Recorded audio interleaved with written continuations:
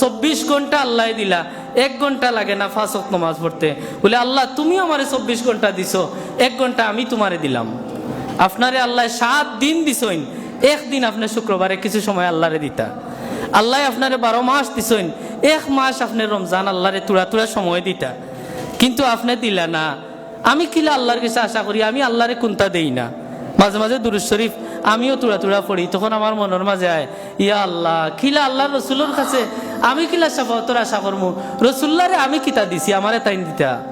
কিছু তো পেতে হলে কিছু দিতে হয়, এমলা তো সমাজের কথা। তাইলে আমি আমার আল্লাহরে আমি কিতা দিছি, আল্লাহ আমারে দিতা। আমার নমাজ নাই, আমার রোজা নাই, দিনদারিতা নাই, সিগারেট খাইয়ার, মানুষের বদনাম করিয়ার, 2 জন দি লাগাইয়ার, আরেকজনের জায়গা জমিন মারিয়া খাইয়ার, ওজনও কম দিয়ার, আর আশা করিয়ার আল্লাহ আমারে দিলা না। তুমি সারা জীবন যদি আল্লাহর আমি সীমা লঙ্ঘন করি, তাইলে আল্লাহ আমার প্রতি এর উল্টা বহুত এহসান করছেন, দয়া করছেন, ওটার বদলা আমি কিতা দিব।